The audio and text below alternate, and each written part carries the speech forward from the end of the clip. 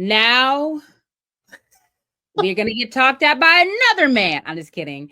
Now we have somebody who is near and dear to my heart, somebody who is like one of my most fervent political mentors. One of the reasons why I'm in Black Alliance for Peace, Ajamu Baraka. And we are going to talk about what Israel's most recent aggression on Iran means for African people. Why? Because we hear all of this discourse about how that's happening over there, that's not Black folks' business, etc. Every form of imperialist aggression is Black folks' business because we are colonized and we are subjected to imperialism. So that is a conversation we're having. So if you have been living under a rock, Ajamu Baraka is a geopolitical analyst, organizer, writer, human rights defender, and veteran of the U.S. Black Liberation Movement with over 53 years of work in the United States and internationally. He is the founder of the Black Alliance for Peace and currently serves as the director of BAP's North-South Project for People-Centered Human Rights. Recently, Baraka co-founded the International Coalition to Stop Genocide in Gaza to support the South African case filed with the International Court of Justice. In 2016, Baraka was a candidate for vice president of the United States on the Green Party ticket. He currently serves on the executive committee of the U.S. Peace Council and the leadership body of the United National Anti-War Coalition, or UNAC.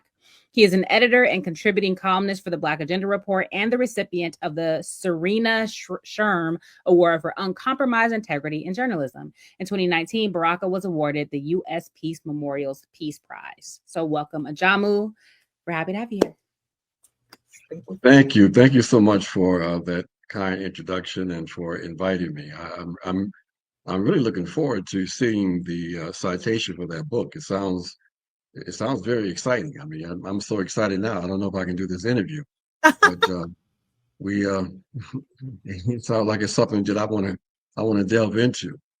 But yeah, thank you for the work that you both are doing, bringing this kind of information to the people, and serving as a source of critical alternative analysis, something that's critically important at this historical moment. So thank you.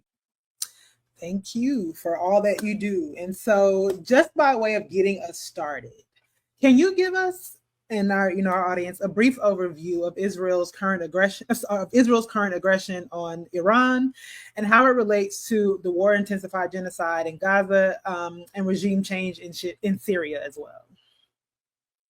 Well, I think you're talking about living under a rock. I think most of us are aware of the fact that once again, we see another aggressive move by the United States and Israel.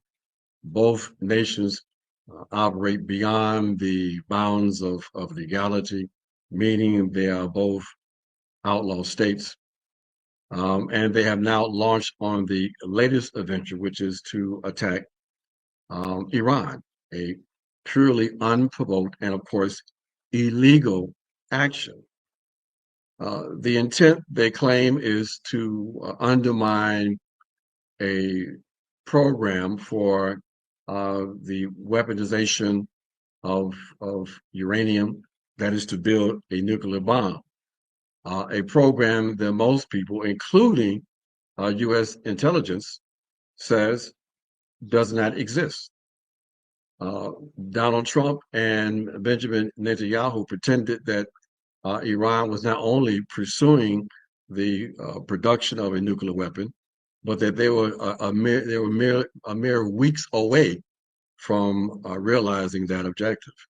Therefore, even in the midst of negotiations or so-called negotiations between the U.S. and Iran, Israel launched another illegal war against Iran, throwing the entire region and indeed parts of the world into complete disarray.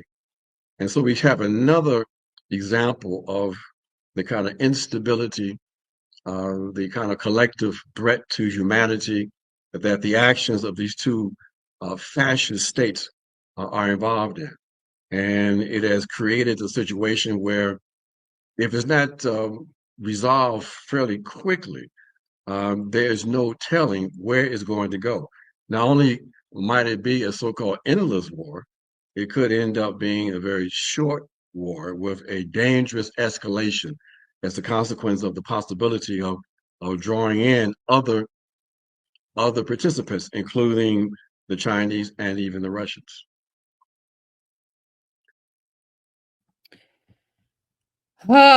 These genocidal maniacs. Okay. So, how does this latest escalation in Southwest Asia actually impact the war in Sudan? Because I believe that one of the turning points for the government forces, for example, came in part from help from Iran. And we know that the UAE has been backing the RSF. So, can you sort of talk about the correlation there? Yeah, but actually didn't answer all of that first question, um, because we did want to begin to make that connection. It's important to begin to make that connection because when we talk about what impact might this have on African people in the U.S., we always make the connections between Africans in the U.S. and Africans throughout the African nation, and specifically Africans on the African continent. So one of the consequences of this kind of belligerence, this kind of warmongering that we see the U.S. involved in, is that it has a direct impact on the economic situation of working class people in general and African working class people specifically. We saw this with the proxy war in Ukraine when the U.S., when Biden baited the Russians into invading Ukraine and the subsequent conflict. And many of our people were saying, well, this has nothing to do with us. This is someone else's battle. But very soon after the conflict started, what happens? Petroleum prices go up, meaning it's more expensive at the pump to buy gas. But more impactful, food prices start to escalate.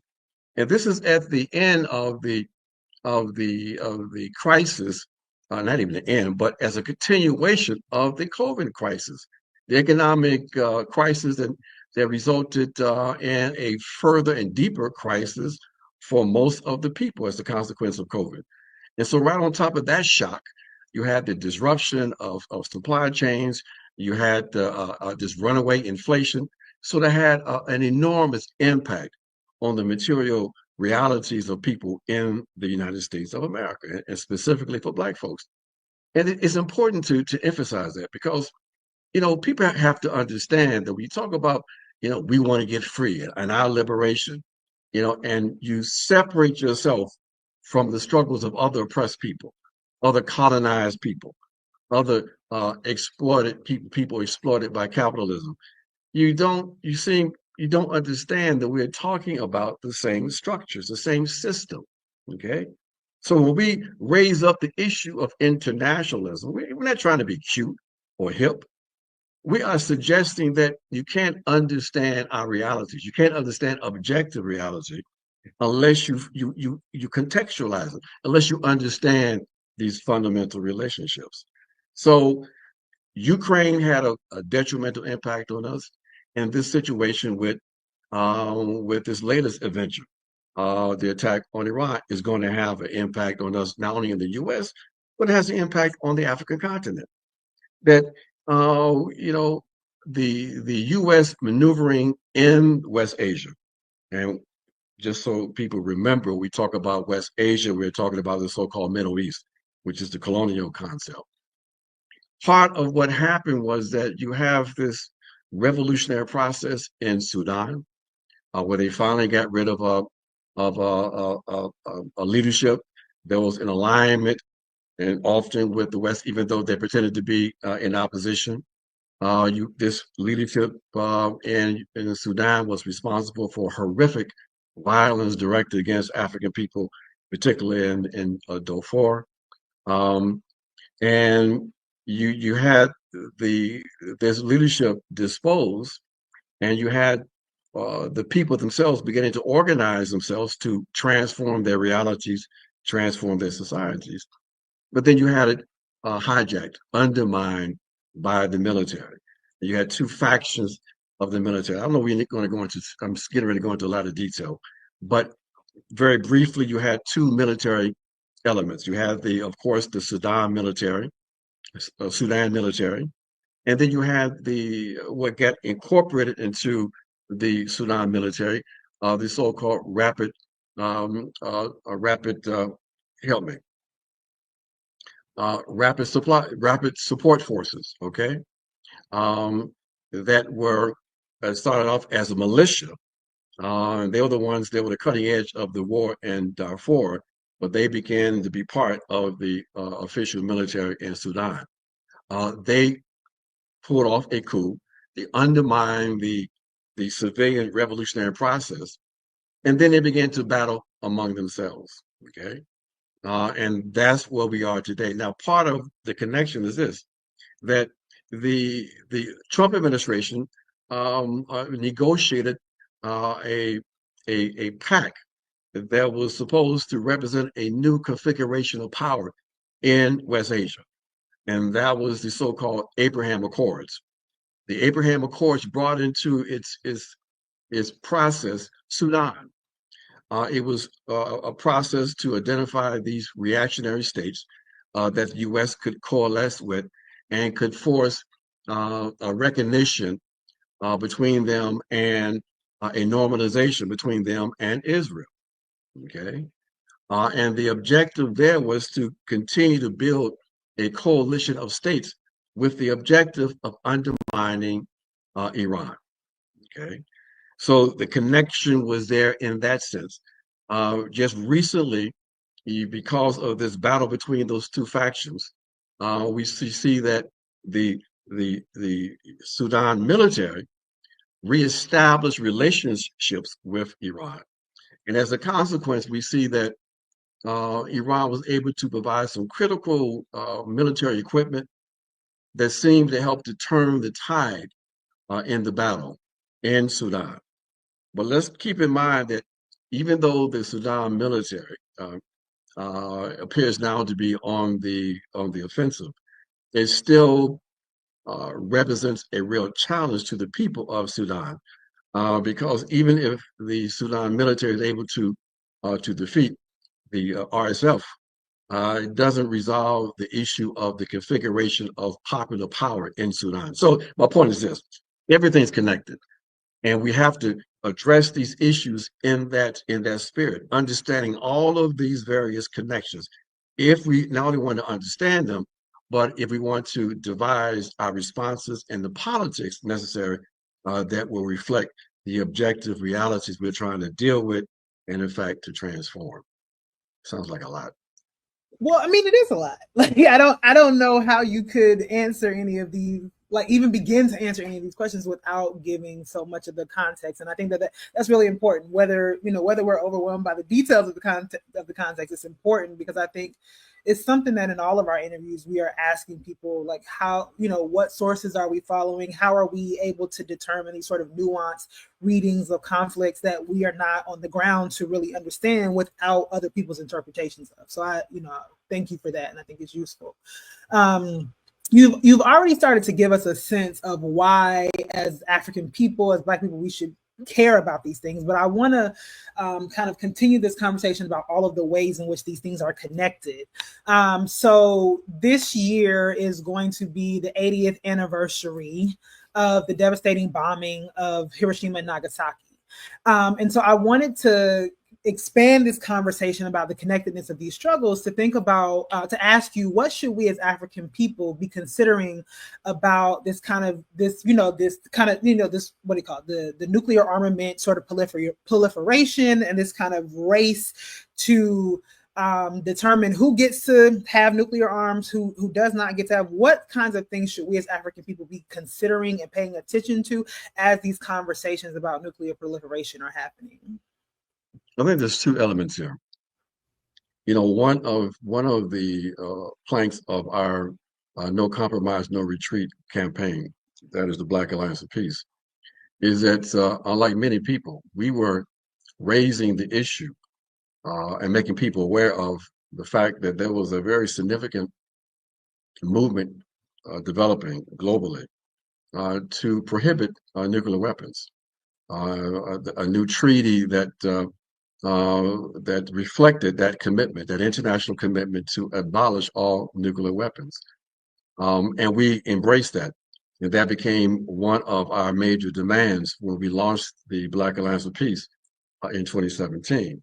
And we urge other elements of the so-called anti-war and anti-imperialist movement to embrace that notion, not only in terms of its objective principles, but the fact that it allowed us to begin to build new relationships among other forces that should be standing as anti-war and anti-imperialist, because we know that one of the major objectives of these states in acquiring nuclear weapons is not so much just self-defense, but also to be on the offensive. And we know, we've seen what happens when you have these weapons of mass destruction, along with a colonial attitude, a colonial mentality. And that's the second part of this, the connection. People who are not racialized as white, they are the people, us, who tend to be open to the most horrific treatment that one can imagine. We become killable. And so when we see that the US was able to acquire or develop a nuclear weapon, and that they wanted to demonstrate that they had this weapon, what did they do? They dropped two bombs on the Japanese, who were already, and this is another connection, already involved in a negotiation to basically end the Second World War, the Second Imperialist War. But they wanted to demonstrate to the Soviet Union and to the world that they'd had this horrific weapon, and so they dropped these bombs on these people to demonstrate that power that they had in their hands. The fact that we have an ongoing genocide, that we had this ongoing attack now against Iran, is another example of the kind of treatment, the kinds of targeting of peoples racialized as non-white that characterizes this colonial relationship that we've got to undermine. That no one can convince me, I'm sure probably you all also, that the conditions that Palestinian people are facing every day in Gaza would be tolerated for 1 second if those people were racialized as white.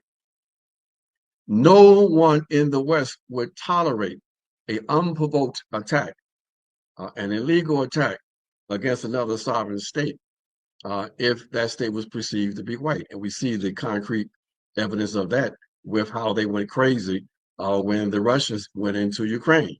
Okay, but we want people to understand and be able to explain the difference. And what's the difference? Well, in one case with the Ukrainians and with the retaliation against the Israelis, these people are human. These are white people who are in fact human beings, and they have rights that human beings should have. Their nations are sovereign, and people should respect their sovereignty. Well, for us, for the racialized other, for Amalek in Palestine, the human animals, they have no rights that any white person needs to recognize and respect. Their nations are absent any kind of sovereignty, and definitely don't deserve any kind of ability to be self-determinate. So you have this double standard that emanates from the normalization of white supremacy.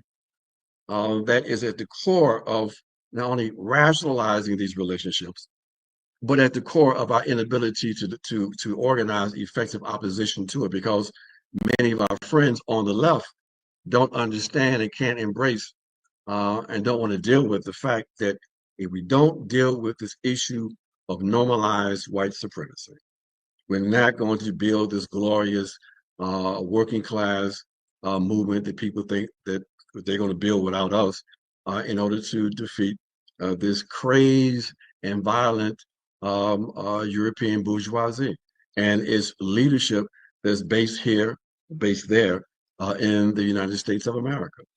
So these are the kinds of relationships we have to raise, and they are the kinds of the framework we need to understand in order to build and develop the oppositional politics that we have to create in order to not become victims again. Mm. Shit, or to end the ongoing victimization. I don't know that it's ended. Okay. So the Black Alliance for Peace put out the statement called "The Middle East is on fire because Israeli and U.S. imperialism lit the match." And in it, it states, quote, "The idea of Israel, the Zionist occupation, claiming a moral position is absurd.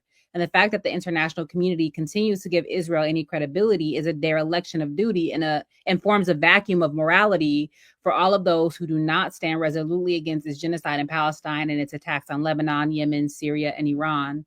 Israel's immunity granted by Western colonial nations is a further reflection of the moral gulf between these states and the vast majority of humankind that subscribes to the values that uphold people-centered human rights, self-determination, and dignity."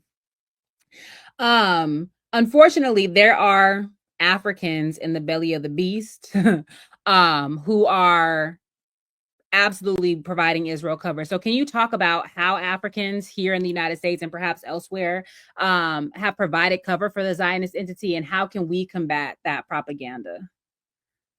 Well, how we combat it is by Yeah. building oppositional movement. And I mean, if you look at that statement, and maybe I might be a little biased, but have you seen a statement with that kind of clarity come from almost anybody? I mean, there's some good statements out there, but it's important that kind of analysis emanates from an independent African formation, because that statement reflects the kind of internationalism that we're talking about, the kind of contextualization that has to take place in order to understand not only the world, but to understand how these events impact us wherever we may be in the African world and in the world in general. So it means that we have to continue to do the internal political education and the organization that's necessary to build power. When we talk about building organization, the objective is to build power, to build popular power.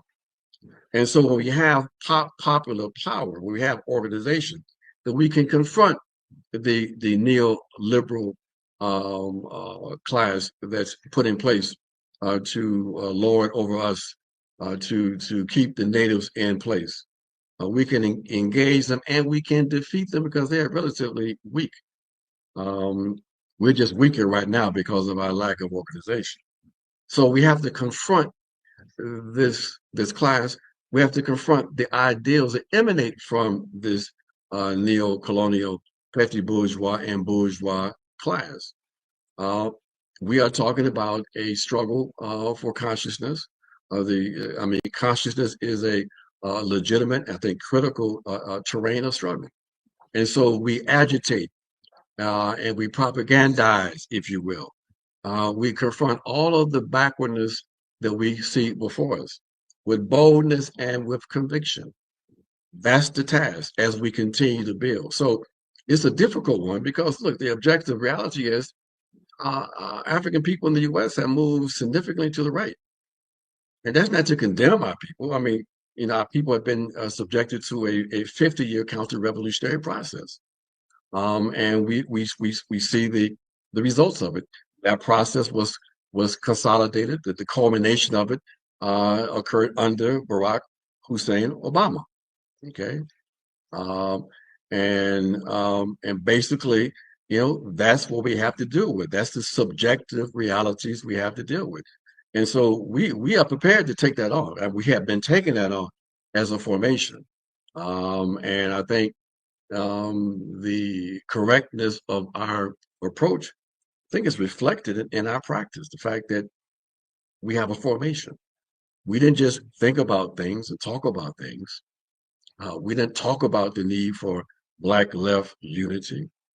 We built structures that represent a movement toward building more effective Black left unity. Okay. Now, some people might have issues with how we do it. They might have issues with how we deal with our internal politics, and that's all right. We say if there's better ways of doing it, then we think people should do it. And we either will step to the side or join. Well, right now we got a whole lot of people running their mouths and not doing a whole lot. So my point is, yes, we struggle and we build and we consolidate our core, and from that core, we're able to not only consolidate our people, but we can reposition ourselves as the leadership in the revolutionary process in North America that we have to assume. Without the objective leadership of the African revolutionary process, left politics in the U.S. goes nowhere. And we Speaking say of, that, and we say it without apology. yeah. I'm thinking about the issue of positionality. There's all these people who are talking about, Black folks, we need to sit this one out, right?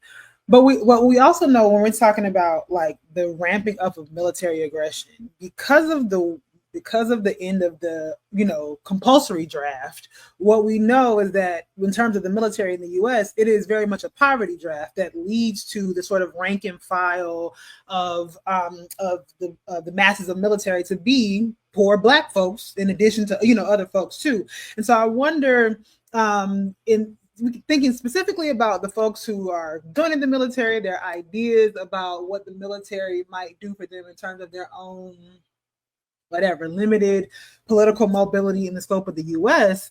But what might you say to Black troops and not just the troops themselves, right? But the entire sort of ecosystem around sort of Black troops, like the families that support them, the people that sort of make their livings off of them, about what's happening as Israel ramps up its aggression towards Iran, and then to the so-called Black civilian logics about us sitting this one out as Black people.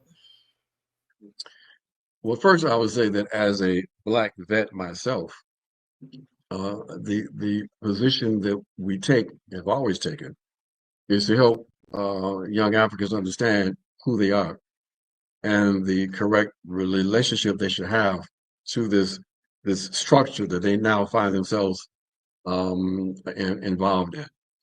I would share with them, have shared with people in the past, our response to the Israel-Egyptian War of 1973. That basically, when they put us on alert in Germany, we had numbers of our people who were not going to deploy because we were absolutely clear that this wasn't our fight. We weren't going to sit it out because you couldn't just sit it out. You had to basically flee. But we understood that we were not going to go into the so-called Middle East to fight for Zionism. And we had done enough internal political education that people understood exactly why this wasn't our struggle. And people have to understand there's a lot of potential. There's a lot of potential with these young Africans in the military. Many of them are backwards, no question about that. But many of them, because of their concrete experiences coming out of the working class, and because you see the contradictions in the military, the racial contradictions, and you begin to be exposed to some people who are actually attempting to understand the world. There is a lot of budding consciousness there. Unfortunately, again, though, we don't have the kind of support structures we had back in the day. Because back in the day, someone like myself, who was an organizer in the military, I had support structures all around me. So when the company commander would call me into the office, because of work that we were doing, I call up my lawyer. And I tell the company commander, I'm coming to see you, but I'm bringing my lawyer also. Okay. We don't have those kind of structures like we had back in those days, but we have to build those because we're not going to allow our folks to engage in war crimes. And if you find yourself on the ground, on the side of Israel, then you are involved in war crime activity. especially if you find yourself in Gaza, which could still be a possibility. So we're not going to allow that, and we're going to build the capacity to be able to resist that. So again, the long or maybe shorter answers, all of this always, it sounds like a cliche, but sometimes, this stuff is quite obvious. We've got to continue to build independent organization. We've got to have the capacity to develop organizers. We have to create experiences for people to become steeled in opposition. And that is our responsibility. That is the responsibility of these new generations, because whatever's going to happen, it's going to happen in you all's lifetime. That's no exaggeration. Unfortunately, I think that there's going to be a period of intense, a stage of fascism. There's no question about that. We're already in it, but it's going to become even more intense. Our ability to survive that and to actually be in a position to go on the offensive is going to be reflected in the degree in which we can organize ourselves. And I have no doubt, because y'all some bad Africans, and we have skills and experiences that even we didn't have starting out back in the late 1960s or early 1970s. I know you were being specific about the war crimes thing, but also I feel like, we're also just at a different point in history. And I understand what the poverty draft does and why people still continue to go into the military, but is there any way to be in the military and not be involved in war crimes, particularly the U.S. military? Well, it depends if we get deployed. I mean, and then again, when people understand their rights, I was what they called a shithouse lawyer. That I was a people's lawyer. And so, for example, you can at any point file CO status, conscientious objector status. Okay. And so if you are being faced with a deployment that you don't want to engage in, you file your status. But see, people have to know what their rights are, even in the military. Well, you're right, it's a legitimate question. If you allow yourself to be deployed and put into a position where you actually are fighting, then yes, you're going to be committing war crimes. We had a lot of Africans that in fact did that. But we also had Africans that only resisted. One of the stories that people don't talk about much is the fact that we had Africans that went to the other side in almost every conflict that the U.S. engaged in, starting from the external conflicts, well, not even external, but the conflicts in the rampage that the colonialists were involved in as they fought from sea to Sinai Sea, from the East Coast to the West Coast in the wars against the indigenous.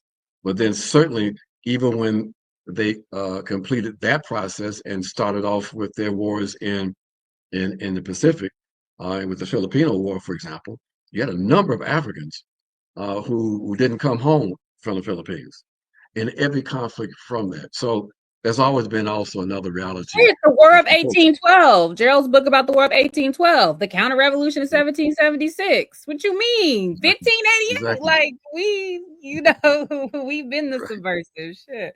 So okay.